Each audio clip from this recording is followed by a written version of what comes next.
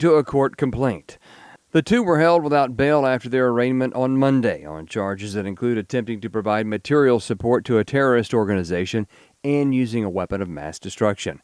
Jonathan Gilliam, a former FBI agent and Navy SEAL, was a guest on Washington Watch and talked about what the men threw. So this particular device, TATP, it's basically a form of hydrogen peroxide and acetone, and it's very, very unstable. I mean, they're very lucky that when they threw those, that just the shock alone can make that go off, let alone lighting a fuse. It's very interesting how it did not go off. So they must have left something out of that. Had that gone off, it would have been massive. There were shrapnel bolts and all kinds of things in there. And typically, straight out of the playbook of ISIS.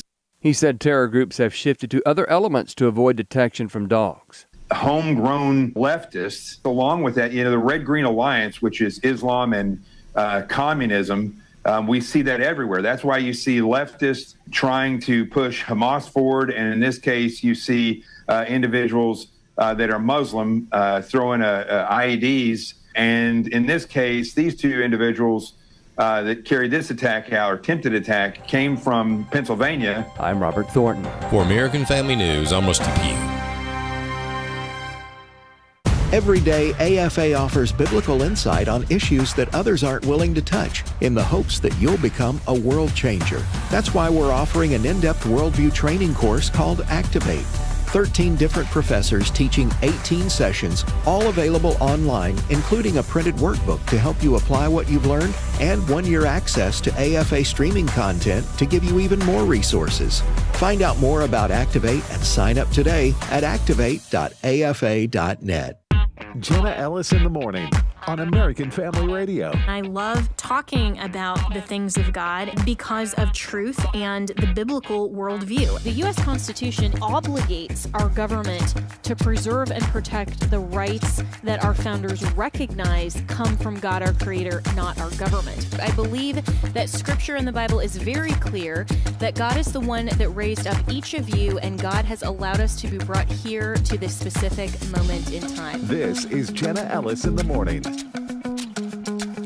Good morning. It is Wednesday, March 11th, and the conflict in Iran continues with a lot of opinions on both the right and the left, but I want to focus kind of on the opinions on the right because there is a huge diversity among people who think that this conflict was absolutely necessary. In fact, it was predictable, and this is something that we should have been talking about since day one of Trump's second administration. And if you go back and you listen to everything that he said, then, of course, this type of invasion and strategic strikes were necessary and, fully content to follow the president. And then there are people who, for a host of reasons, kind of fall somewhere along the spectrum, for any number of reasons, kind of in the middle. And then there's sort of the far opposition perspective, even so far as to say, well, this is just a distraction from all of the Epstein files that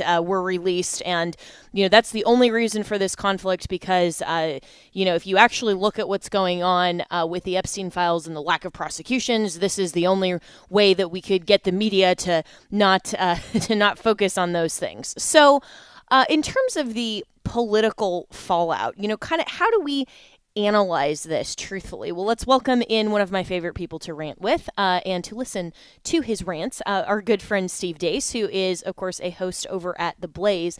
Steve, where do you fall along the line of whether or not this conflict should be supported?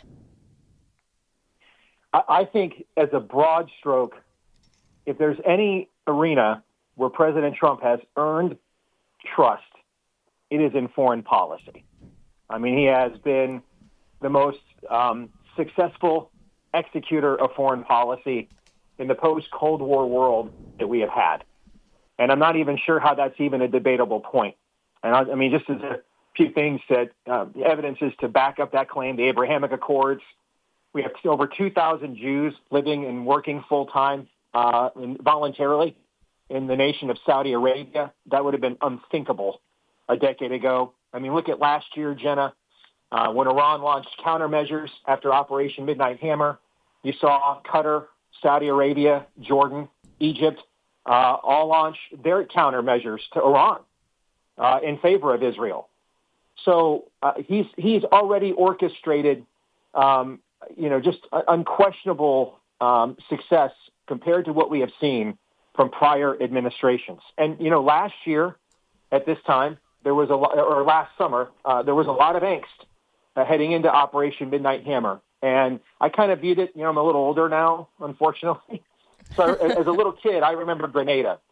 And for Reagan, that was the proof of concept coming out of the Vietnam era that the American military could project strength again, that we had not just been totally emasculated, which is what we felt coming out of the 1970s.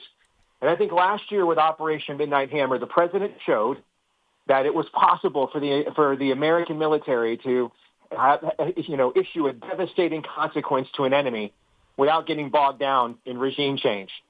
And I think now what the president is trying to prove is that it is possible to at least incur or instigate a regime change from the U.S. military without getting bogged down in a quagmire. And that proof of concept has not been proven yet. And so I think much of the debate, notice I didn't say all, but much of the debate on our side is fine and I think is worthy until that concept is proven. But I think overall it should be done under a banner of trust. That this president has earned our trust in this arena. I wouldn't do that in every arena, but in this arena, in the foreign policy arena, I have zero qualms about trusting him whatsoever. And I also think that we have such huge short attention spans now, okay?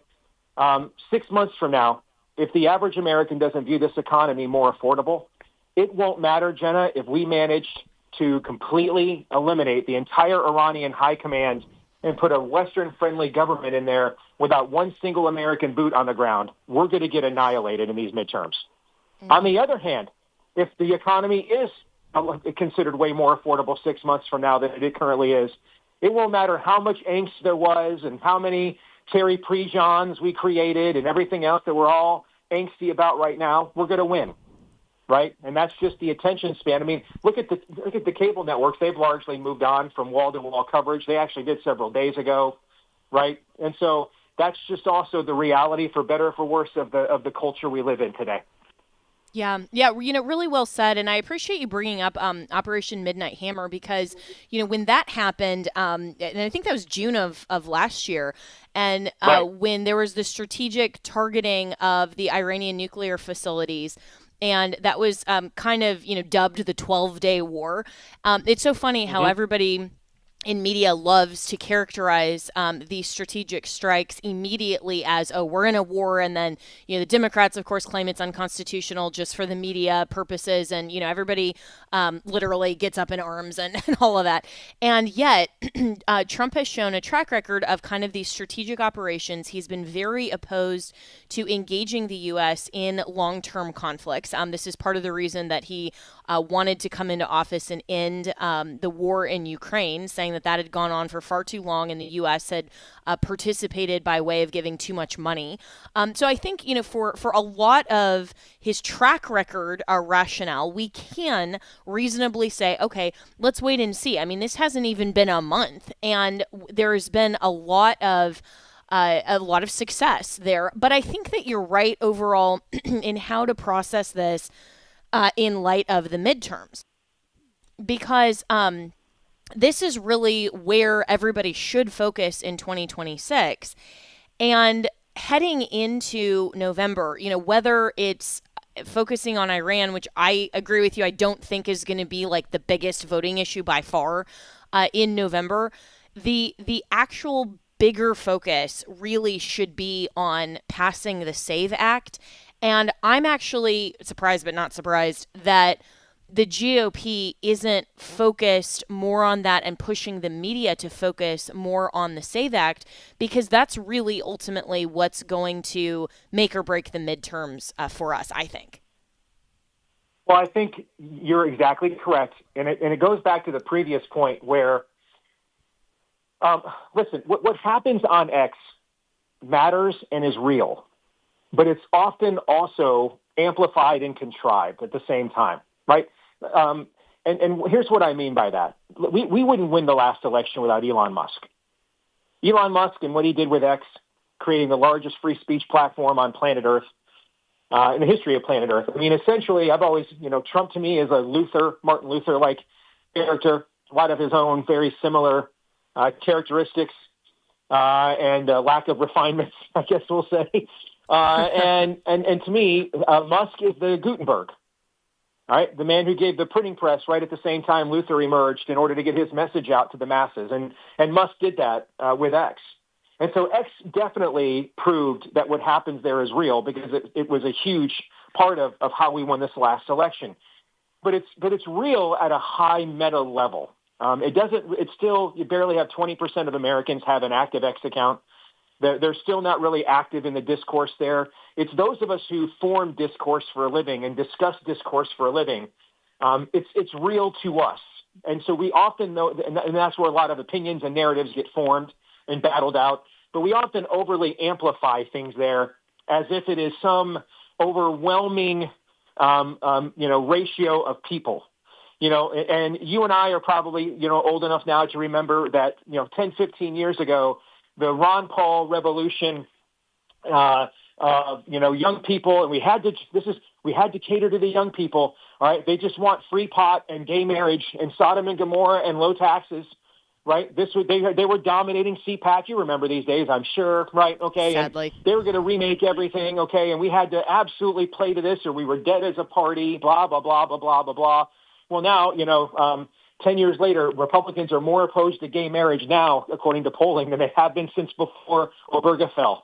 All right. And we do have a real anti-Semitism problem on the right. It's being stoked by a couple of very high-profile podcasters, one of them who's just a grift queen and always has been. So she's not really a danger. The other one, though, is, and that's Tucker, because he is a serious thinker and has done some serious work and has serious credentials that have to be acknowledged and wrestled with. All right. But Ron Paul was a serious figure, too, and he didn't remake the Republican Party. And I think that we're somewhat overblowing a real problem with anti-Semitism that we have on the right because we see so much of it, just as we saw this in the old Reddit forums and message boards of yesteryear. We see so much of it now on X. OK, so there's a real cadre and cachet of this, but it really hasn't filtered down to the water table a lot of Republican voters yet. And and it may never, for that matter, depending on what happens at the meta level battle that some of us are engaged in now. But what clearly has filtered down into the water table is the Save America Act. And I'm just going to tell you right now, this Iran war, unless we're dead wrong, and Pete Hegseth and Marco Rubio and Donald Trump get body snatched into Dick Cheney, George W. Bush, okay, and that era of people, and they do get bogged down into a quagmire in Tehran, which I cannot envision happening. Okay, but barring that happening, the issue that has the chance that's not going to divide our base. The Save America Act could euthanize our base. People are already, if you look at special midterm our energy level is already down all over the country, which is typical. Traditionally, presidents parties after winning that presidential election typically lose the next midterm. In fact, going back the last 40 years or 45 years, the only time a president won the midterm after he got elected was George W. Bush coming off of 9/11. All right, Reagan lost 30 House seats. Bill Clinton, George W. Bush lost the generic congressional ballot by 8 points nationwide in 1990. Bill Clinton had the contract with America. Barack Obama got destroyed in not one but two midterm elections. George W. Bush then turned around and got annihilated in 2006. We lost about 40 House seats in 2018.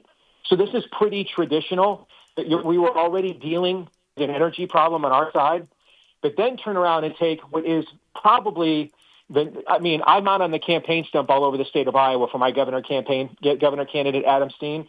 I get asked about the SAVE Act and about voter fraud and election integrity at every single stop here in Iowa.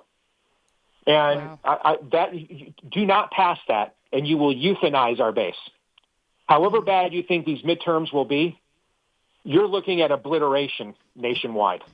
We're already losing normie voters because of the affordability issue, and they're the ones that aren't happy about the Iran war more than anybody. Now, they are the normie voter. So if the economy is doing better 6 months from now, we'll get them back, right? But you're demoralizing our base. I mean, people just start asking, what is the reason I'm even voting Republican if they cannot even do this? Okay. And I think that has to become law. It has to be. They have to put it on the president's desk. And we all know it's going to get sued 10 minutes after they try to do it. But if they can't manage this as a political party, then, and hey, we're not going to see like 30% of Republicans stay home. That's not realistic. You're going to see 5 or 10. And combined with the normie vote loss we're looking at, now you're talking about literally, you're not just talking about losing everywhere you could possibly lose, but maybe a few places you didn't think you could lose.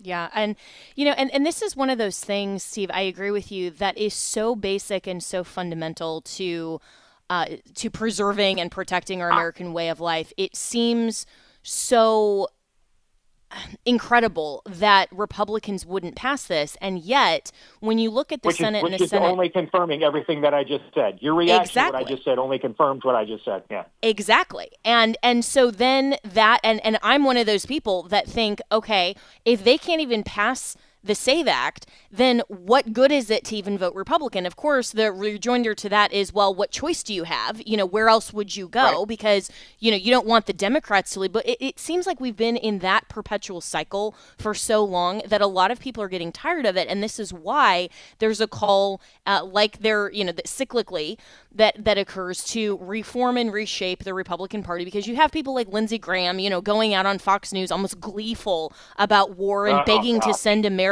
children over. I mean, it's disgusting, frankly. And yet, South Carolina South Carolina keeps electing him. And that is a prime example of how we keep repeating the cycles that don't work. But at least from what I've heard on Capitol Hill, John Thune, as the majority leader in the Senate, just doesn't have the votes. Why not? Well, that's the thing. Who aren't the votes? Who aren't they? Let's get them out in the open. And I think, I said earlier, the foreign policy arena is one place where I think that Trump has earned about the most trust you can give a human politician because of his unprecedented success here. But now we're into an arena where I don't think he should trust him to that extent. All right. And I think, frankly, Ken Paxton forced his hand this week. I think Ken Paxton pulled off the most deft, cunning political maneuver maybe I've ever seen a conservative attempt in a high-profile election. And all the signs were pointing to Trump endorsing John Cornyn after Paxton lost to the primary to him by was it a 1.5, and they're heading to a runoff. And all the signs were there. And Paxton came out and said, listen, I will happily step aside provided you pass the SAVE Act. It's the most important piece of legislation for our base this year. You guys do that, and I'll step aside. I mean, he essentially made the issue center stage over his ambitions in campaign. And I think he's forced the president's hand. The president is now saying and doing the things that he should have been doing 6 months ago with this legislation. He should have said from the very beginning, I'm not signing anything until you put this on my desk. Absolutely nothing. He's saying it now. He's saying now, and I think Paxton has frankly forced his hand. Because one of the reasons we're in this position with a lot of these listless Republicans is that Trump has frankly endorsed a bunch of them and protected them in primaries from people like us. Why? I don't know. It's on a list of questions I have for Jesus when we get there, okay? You got to tell me, Lord, I have got to know. How is it that Trump endorsed a bunch of people that he knew all along hated him in these primaries? What was the master plan here I didn't see? Right? I can't come up with a 4D chess move to explain 10 years of largely terrible endorsements. For every DeSantis that Trump gave us, because we wouldn't have had him without Trump, for every DeSantis he gave us, he's given us about 30 terrible endorsements. That's a terrible ratio. And so now he's kind of cornered by a lot of his very bad endorsements. So now he's applying the kind of external pressure on them. And see, that's what's now this issue has seeped down into the water table of our base. Okay? And now, because, there's not just normies in the that are nonpartisan voters. There's normies in both political party voters, too. You'd still grab a good cadre of Democrat voters in a state like, Mississippi, where AFR is located, and a bunch of them still would tell you that they think that transing kids is the worst idea they've ever heard in their life. And you're like, do you know what political party you're in? And they kind of don't, There's normies everywhere, right? Well, there's normies on our side, too. And that's why a lot of times when Trump endorses, that primary is over right away, because that's kind of the bat signal to the normie voters of where to go, the ones that aren't totally and focused and engaged on this full time. Well, now on this issue, they are. All right, and so they're a dog with a bone now. This is like the only piece of legislation they know anything about. If they don't pass this, they've euthanized their base. So I don't know how it will happen. I still think they'll find a way to get it done. And for this reason, because it's the same reason that the only time that McConnell ever fought Democrats was in 2016 when Antonin Scalia died. And he knew he could not let Barack Obama appoint Scalia's successor. So he fought him on Merrick Garland. And that ended up being the number 2 issue in the exit polls that year, judicial nominees. And that won Trump that election, was that issue, if you look at the exit polling. And McConnell knew he had to do it, because if they don't fight Obama on judicial nominees, then what point does the AFR listener have to keep voting Republican, despite all the other times they keep getting betrayed for doing it? And that's why I think they're going to end up doing it here, too. It won't be pretty, but I think in the end, the ability to keep the lesser of two evils paradigm going will outrank their own principles, and they'll get it done. But that's still an open question, and it's being debated right now. Yeah, well, we got to take a break here, but Steve Deace, really appreciate it, and I couldn't agree more, and I think that Ken Paxton has forced President Trump's hand on this, and I hope that continues, and this continues to be the issue, at least until it's passed heading into November. But one other thing, I really hope that this is a wake-up call to the base who maybe isn't as online and focused on, every little thing as maybe you and I are, that the Trump endorsements have not been great over the last 10 years, and people really should question that and second guess and not be like here in my home state of Florida, say, oh, well, Byron Donalds gets the Trump endorsement, so he must be, the right pick for Florida. I totally disagree with that, and I've said that very publicly for a lot of reasons that we'll still talk about, but, we need to be circumspect and always conservative and voting our values. We'll be right back with more.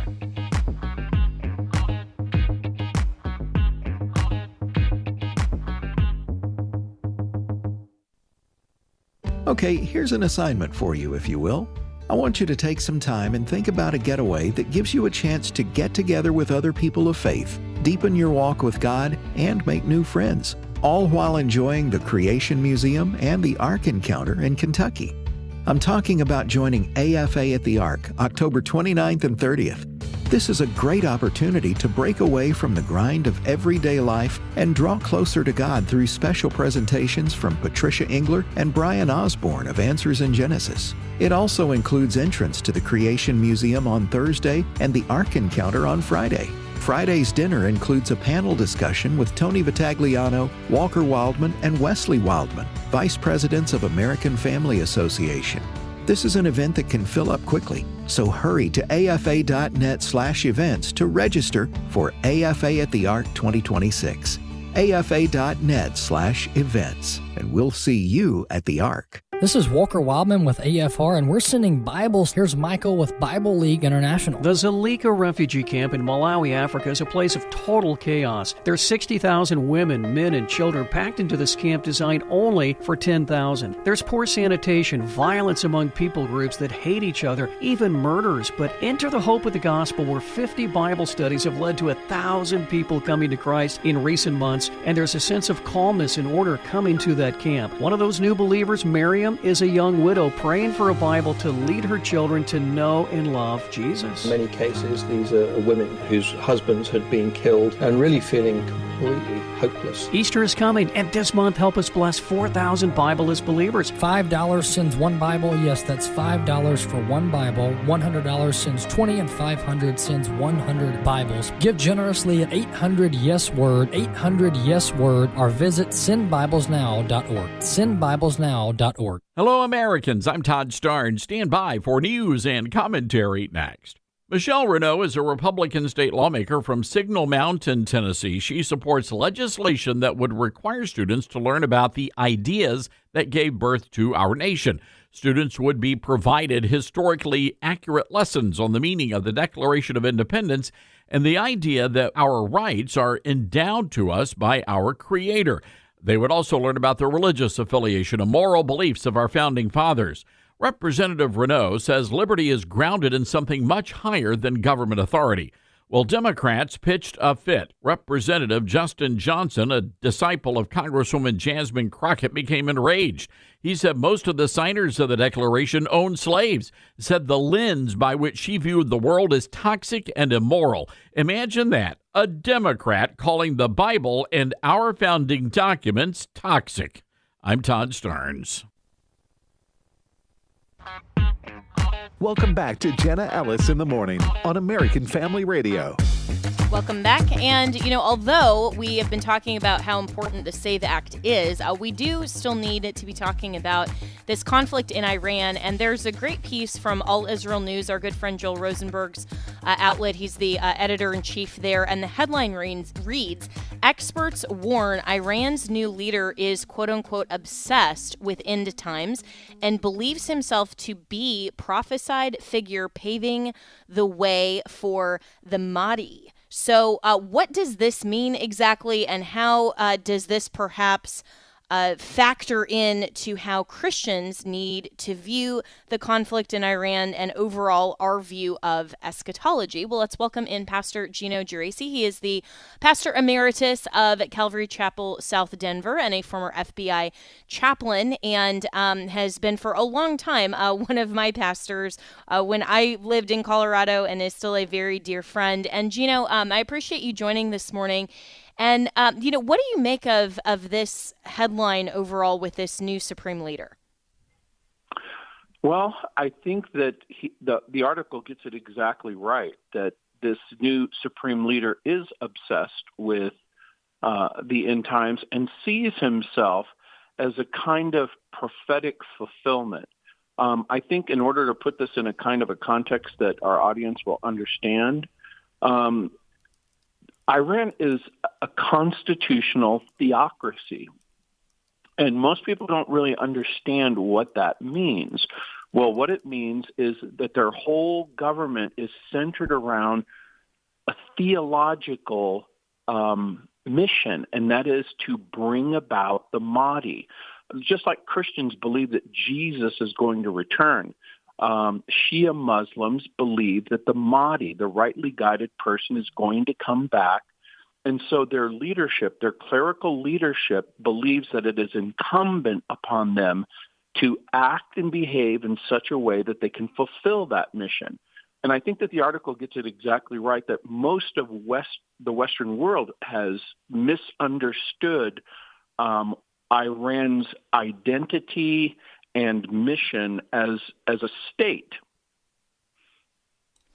And this is really fascinating because you're right. I mean, that kind of framework is exactly why Americans need to resist Sharia law in the United States. They need to resist Muslim and Islamic influence in the United States, because this isn't just a different legal system. It's which of course is then incompatible with the U.S. Constitution, but it's a religious-based legal system. And this is important in the wider context as well of regime change that President Trump and the White House have largely been pushing for.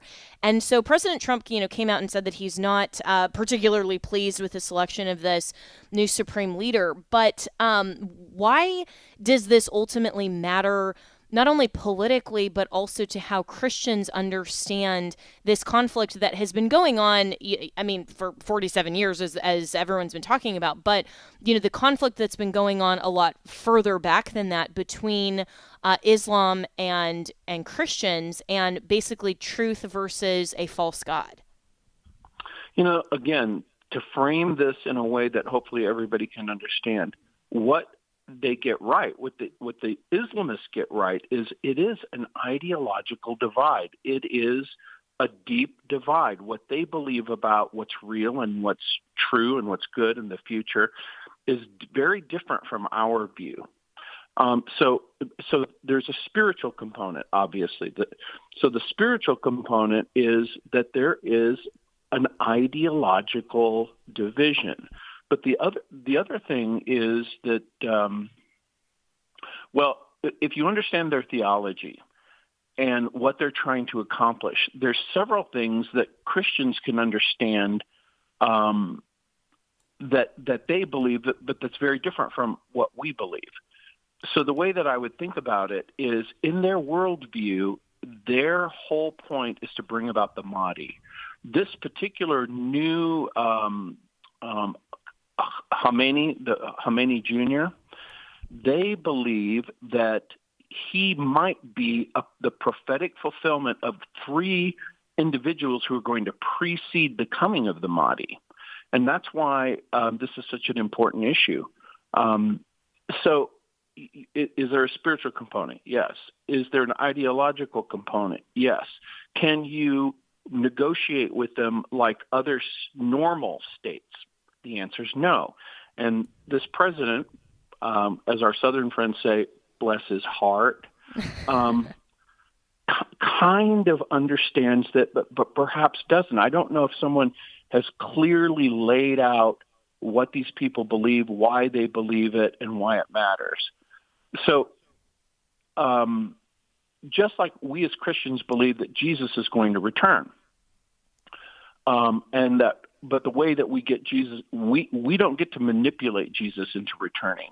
But in Islamic, especially in Shia belief, they can do things to hasten the coming of the Mahdi. And so, the theological differences is the identity of the Savior. In Shia, he's a human imam descended from Muhammad. We believe that Jesus is the divine Savior. And so, in their way of thinking, Jesus, Isa, supports the Mahdi and will precede the coming of the Mahdi. And so the structural pattern is surprisingly similar. So imagine we as Christians and they as Muslims, they believe that in the corruption of the world, the rise of deceptive rulers, supernatural signs, the arrival of a divinely guided leader, and then the establishment of a just kingdom and a final judgment. So in their clerical way of thinking, they're trying to bring that about, but the way that you bring that about is to sow chaos. You know, and this is such an important understanding for especially how the diplomacy may not have gone the way that the administration and President Trump wanted, because right, and I agree with you that likely this fuller context isn't as deeply understood as perhaps it should have been or should be in the inner circles of the White House, because President Trump tends to approach some of these other foreign leaders as if they have the same goals for their people and their country as he does for our people and our country, saying, you want to be prosperous, you want to give people freedom, you want to, be the best and the most powerful, and, all of these other things that may characterize more of a constitutional Republican capitalist society. But what we need to understand about the motivations of this type of religion, and then this sort of how these beliefs actually shape geopolitical decisions, is that not everyone comes from the same base worldview, of course, and therefore they don't have the same base motivations or goals.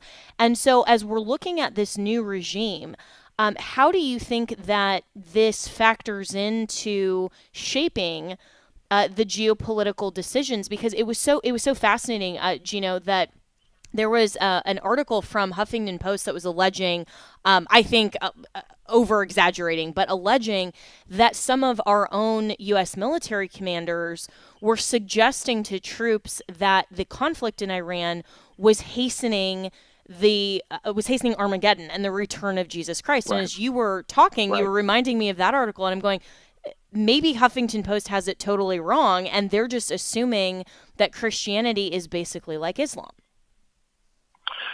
And that's exactly right. So if we ask and answer kind of a different question, and that is, well, how is the belief do Christians really believe in an Armageddon? Will there be a global conflagration? And will this hasten that global conflagration?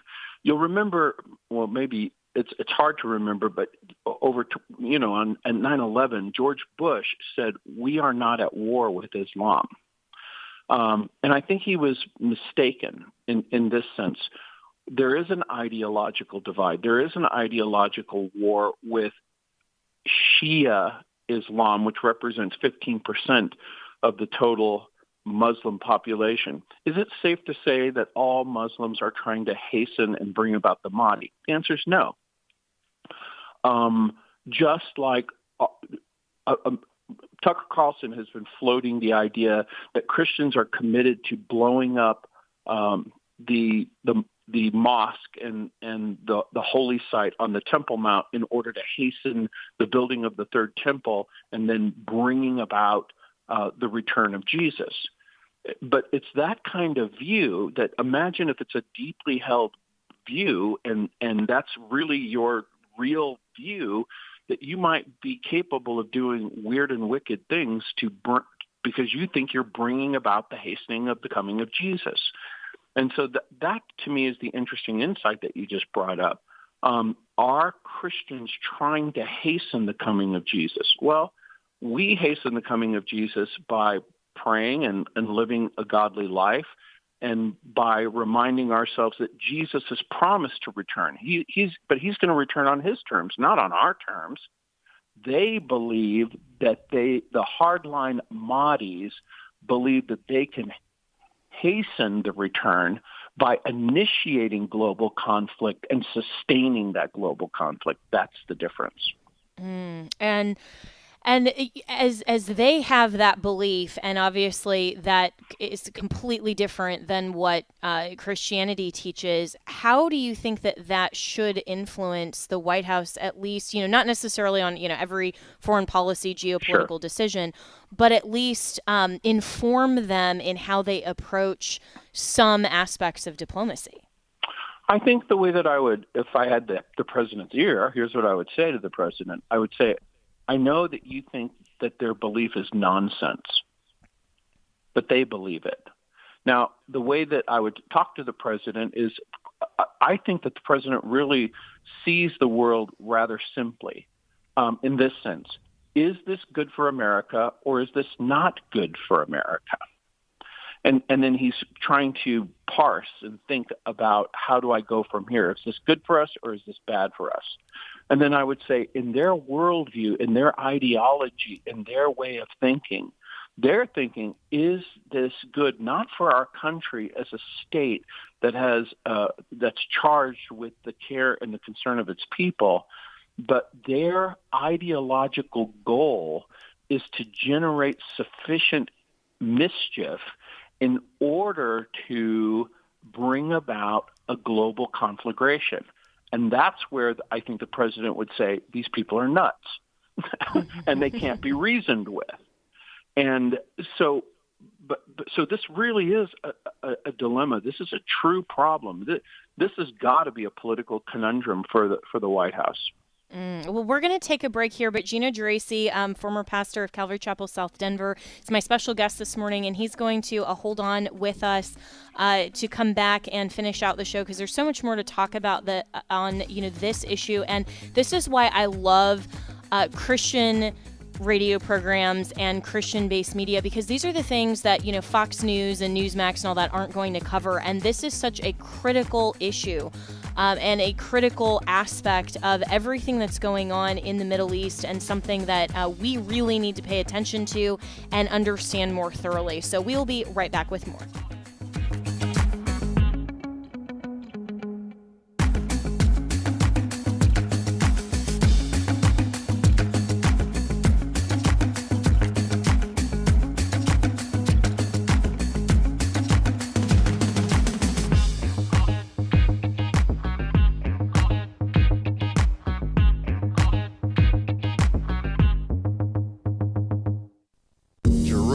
Oh, Jerusalem, how many times I would have taken you under my wings. They had everything that was necessary for them to know Jesus and follow him, and they went their way. I think for nations, for individuals, there is a day that you have to make the decision to respond to the Lord, and it might be that the door of opportunity after that shuts. Exploring the Word, weekdays 3 p.m. Central on AFR. If we lose this cultural war, we're going to have a hedonistic, humanistic society. Discover the story of the culture warrior Don Wildman and how he went head-to-head with Hollywood, Playboy, the homosexual agenda, and the Disney empire. The movement Don started paved the way for Christians to boldly stand for truth and righteousness in a hostile culture. Watch Culture Warrior today for free. Visit culturewarrior.movie. Each one must give as he has decided in his heart, not reluctantly or under compulsion. My name is Abraham Hamilton III, and this is the Hamilton Minute. Merriam-Webster's dictionary defines socialism as an economic system in which the means of production are owned and controlled by the state. The distribution of goods are controlled by the state. It is a system where there is no private property. A stage of society, in Marxist theory, transitional between capitalism and communism. American socialists put the descriptor democratic in front of socialism because they hope to persuade you to vote for the elimination of private property. Make no mistake, socialism is socialism. There is no kinder, gentler form of it. Listen each weekday from 5 to 6 p.m. Central for the Hamilton Corner with Abraham Hamilton III, Public Policy Analyst for the American Family Association. The following is a real-life story from Trinity Debt Management. I had a lot of credit card debt, and it stressed me out. But what I thought was a solution turned out to be a problem. I kept hearing ads about debt settlement that seemed too good to be true. And actually, it was. When I called, they told me to stop paying my bills.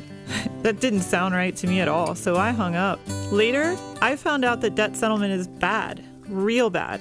Then I learned that there is a right way to pay off your credit cards. It's called a debt management program from the great team at Trinity. Trinity had a plan. In the end, I paid off my bills, I saved thousands, and I even improved my credit score. If credit card debt has you down, call Trinity at 1-800-788-1813. My name is Heather. Please forget debt settlement and remember Trinity Debt Management. 1-800-788-1813. Welcome back to Jenna Ellis in the Morning on American Family Radio. Welcome back, and I'm here with Gino Geraci, who is the former pastor of Calvary Chapel, South Denver, and also a former FBI chaplain. And Gino, you and I were talking before the break about the perspective, the religious perspective of Islam and how this plays into the geopolitical conflict and what America needs to understand about what the Quran teaches and how this differs, of course, from the Bible. And so while it's important to understand this as it relates to current events, and that's incredibly important, it's also a broader and I think more fundamental issue that then is raised, that this is why Christians need to always know first and foremost what the Bible teaches so that we can rightly divide truth from error when we see headlines like this and we know what Christianity teaches, and we can contrast that with what people are suggesting it teaches falsely or from what Islam teaches. And so, unfortunately, a lot of churches now in America kind of don't want to talk about eschatology. They don't want to talk about how you rightly frame it, which is the end of all things as the definition of eschatology. And for listeners, when I use that phrase, I borrowed it from Pastor Gino and his many teachings that I've sat under over the years. And, this is a topic that you have not shied away from in your entire pastoral ministry. And it's so important for Christians to be well versed in what the Bible actually teaches. So I know we only have about 12 minutes left, but what are the guardrails and the basics that pastors should give believers so they stay biblically grounded when discussing eschatology and prophecy? Well, I think that the first guardrail is to teach what the Bible teaches, to say what the Bible says, and to remind everyone that the text can never mean what the text never said. So do we as Christians believe that Jesus is going to come back? Yes. Do we as Christians believe that as Christians living in a fallen world, that we have a role to play in the political process? The answer is yes. And Jenna, just very quickly, I wanted to just point out how Mahdi eschatology affects Iranian ideology, okay? So imagine if you're Iranian, what you've talked about, you're a constitutional lawyer, political legitimacy, revolutionary identity, foreign enemies, military culture, strategic risk tolerance. In their way of thinking, their legitimacy comes from the fact that their supreme leader governs as a representative of the hidden imam. Now, imagine if our president believes that he governs as a representative of Jesus Christ.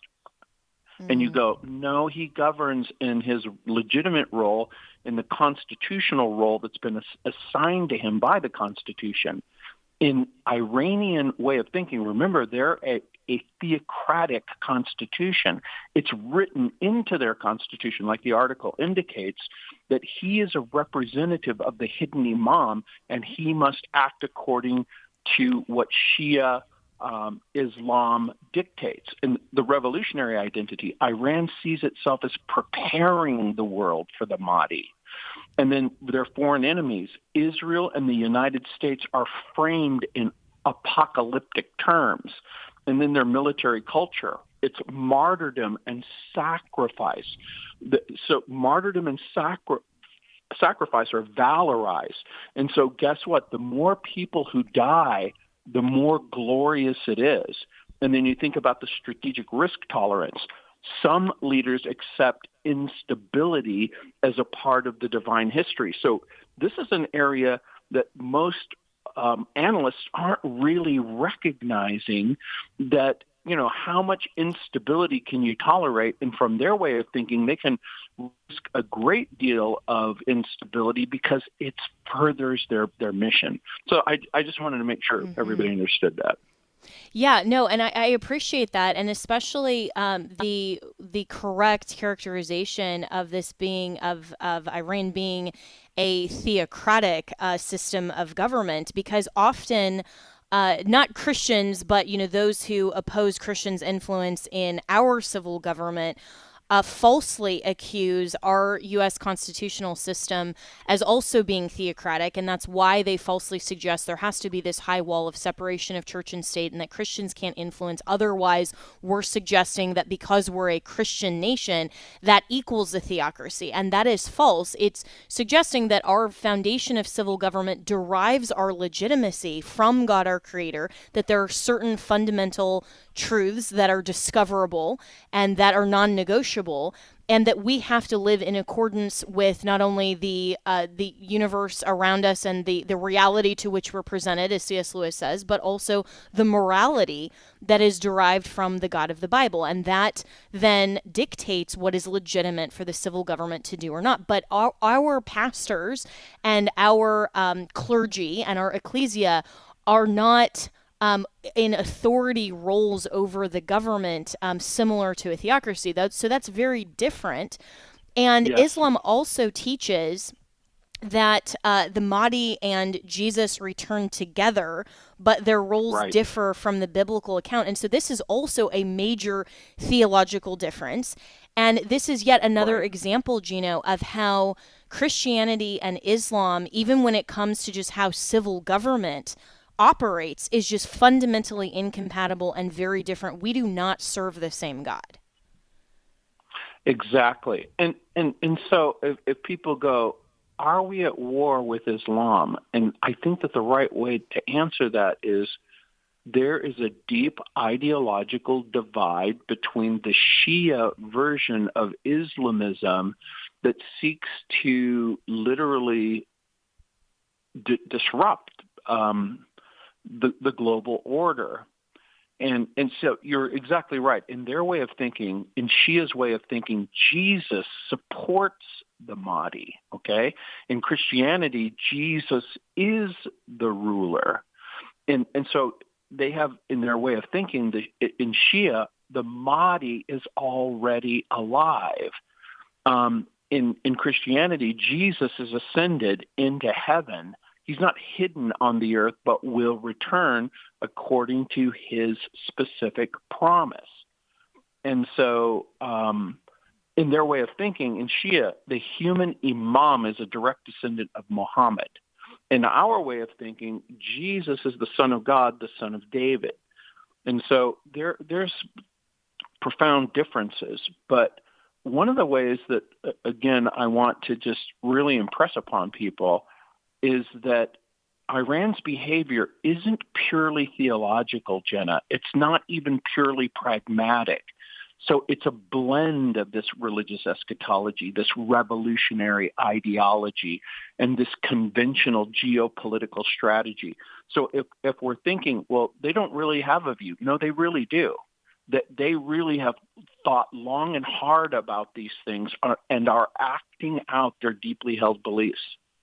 And I wish we could say the same about every Christian, that, they're Right. acting out their deeply held religious beliefs, right? I mean, and that should be actually, I hope that people would say of us what we're now saying about the Muslims, that, we should have such a knowledge of what the Bible teaches and of what Jesus commands for our lives, that we cannot help but follow that. And so as we're looking at this contrast, where should Christians or how should Christians process this in contrasting, what Islam teaches, but be solid in saying, well, no, this is what the Bible teaches about the end times? There's a couple of really good resources. You alluded to one. Obviously, Joel Rosenberg is your friend and my friend. And I got to hear the interview that you did with Joel, and it's All Israel News is just such a wonderful source of information to help think about what's happening in real time. So that's a very, very good resource. The other thing, obviously, that I'm on the board of directors at gotquestions.org, and at gotquestions.org, we've got several articles, including, what is Shia Islam? What do they really believe?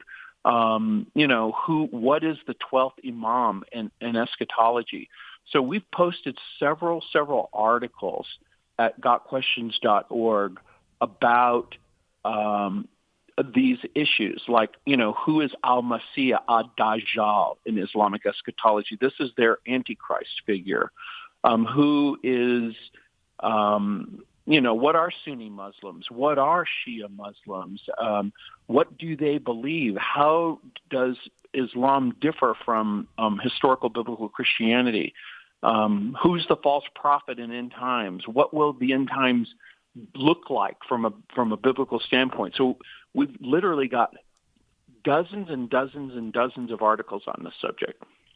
And that's so important because I think, for some who maybe have ignored or just, kind of said, okay, well, eschatology isn't that important because, even Christians differ in some of their views, and, I'm going to focus on some other things. It can be daunting to ask and answer the question, where do I even begin to learn about some of these things, especially because, the book of Revelation is itself very difficult to get through, and it's very difficult without a guide and without an understanding. And so, some of these things at gotquestions.org, I read that site as well.